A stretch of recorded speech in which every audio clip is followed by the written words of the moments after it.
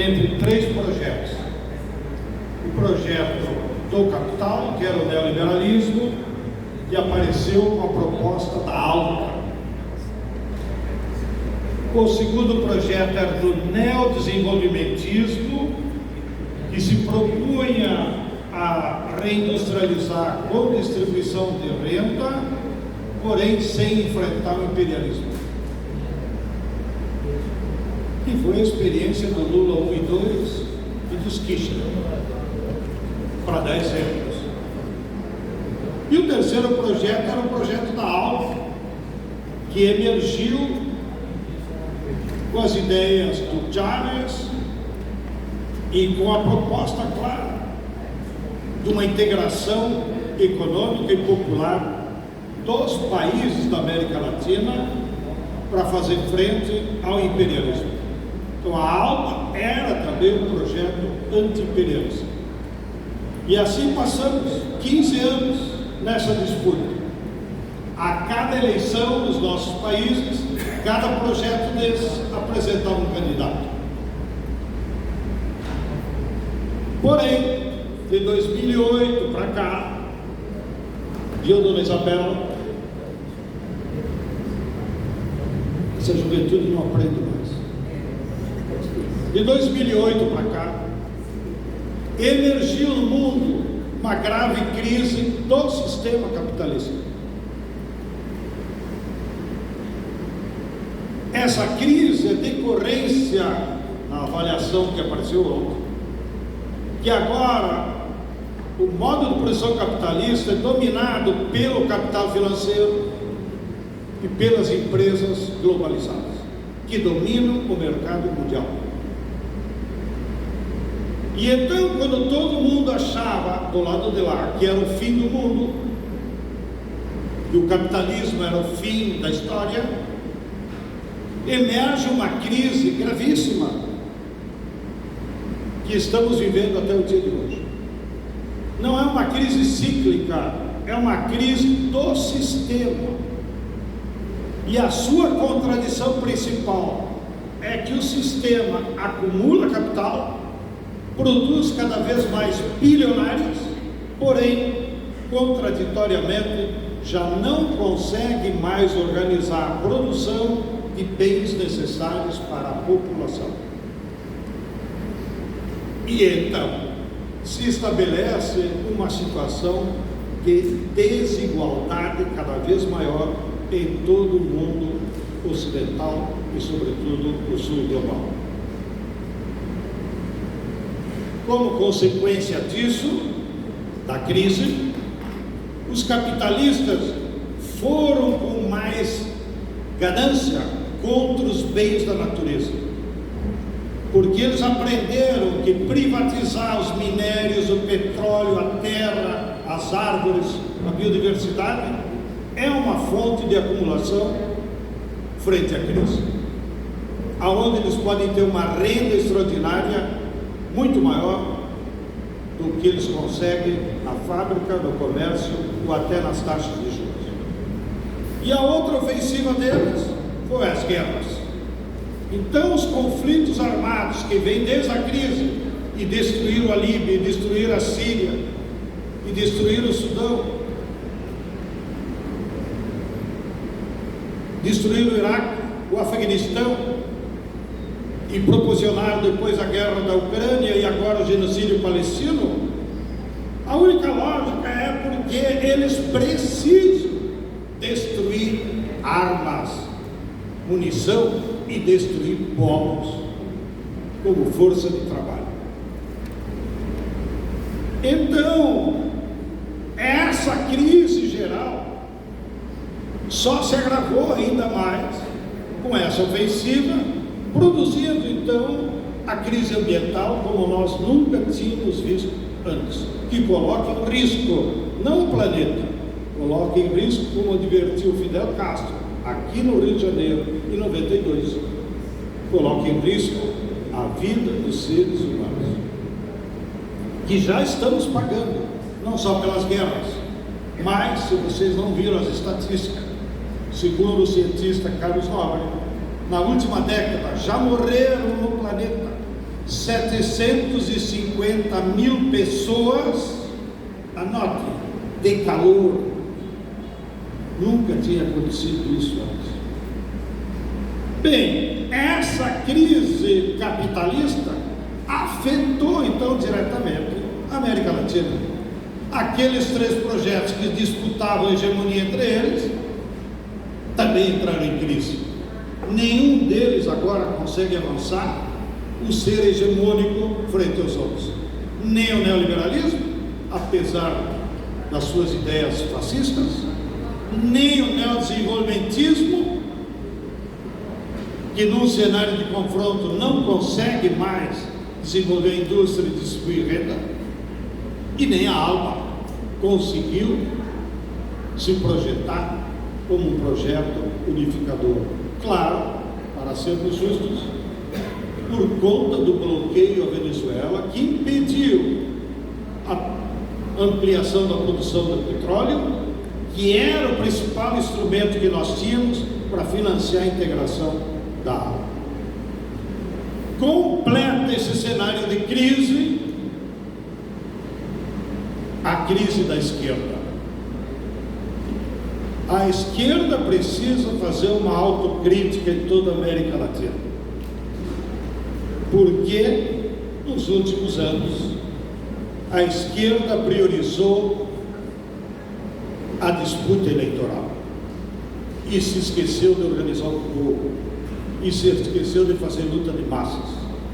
E ao excluir o povo da luta de classes, da luta política, se agrava ainda mais a crise, porque o povo deixa de ser uma alternativa organizada para enfrentar a crise do capital. Então nós estamos nos piores dos mundos. Paralelamente a isso, nós procuramos como esquerda organizar os movimentos, os partidos, naquilo que nós chamamos, a nível da América Latina, da ALBA Movimentos, que reúne organizações da classe trabalhadora de 30 países, desde o Canadá até a Patagônia. Então, lá na ALBA Movimentos, é que nós procuramos aprofundar esse debate, compreender a natureza da crise e procurar as saídas, que nós sabemos, do ponto de vista do nosso projeto, a saída só virá com luta de massas e com o reascenso do movimento de massas a nível da América Latina. Mas, felizmente, enquanto isso, alguns governos tomaram a iniciativa de organizar os BRICS, influenciados por alguns intelectuais, inclusive orgânicos da classe, como o nosso companheiro, que esteve desde o início na proposição do que é o BRICS, sabendo que iria levar um tempo. Ele está imaginando que vai durar mais 15 anos, ainda para o BRICS completar a sua maturidade. E dentro desse processo dos BRICS, graças, acho que Deus existe e é russo, viu?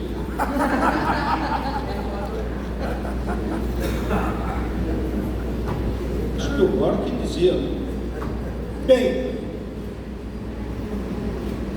na última reunião de Kazan, por proposição da Rússia, foi aprovado então que dentro da articulação dos BRICS deveria ter um conselho popular, que no inglês acabou ficando como tradução conselho social. Nós não gostamos de social. Social é tudo.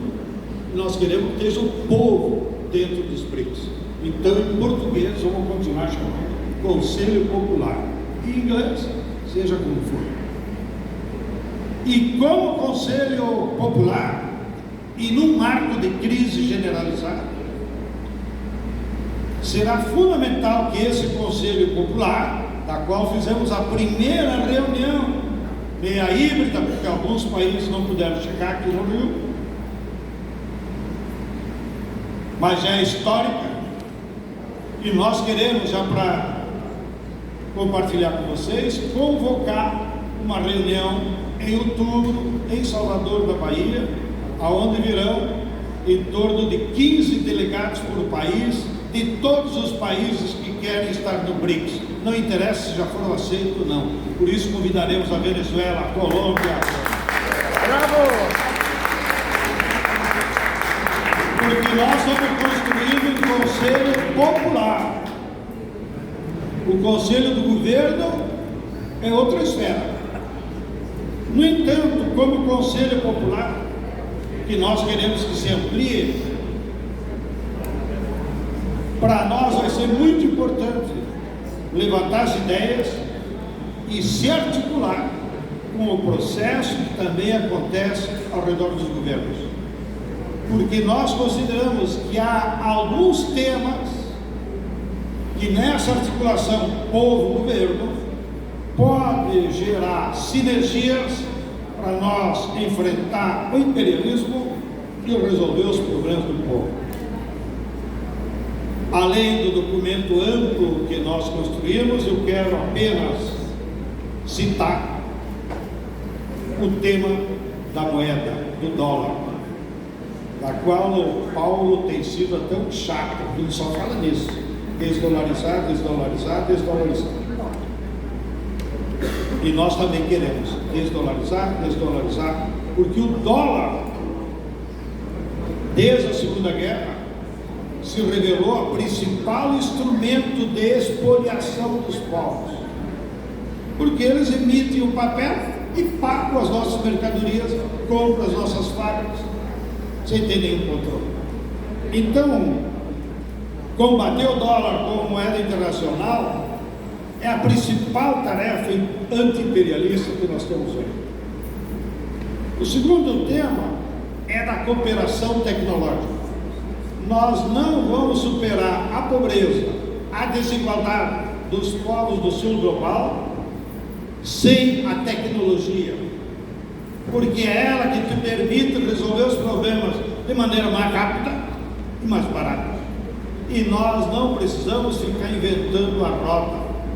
E há diversos países dos BRICS que estão na vanguarda tecnológica. A China, a Rússia em determinados segmentos, a própria Índia em determinados segmentos, o Irã e a Indonésia, que nós não sabemos nada da Indonésia, mas é o quinto país do mundo e tem 280 milhões de pessoas.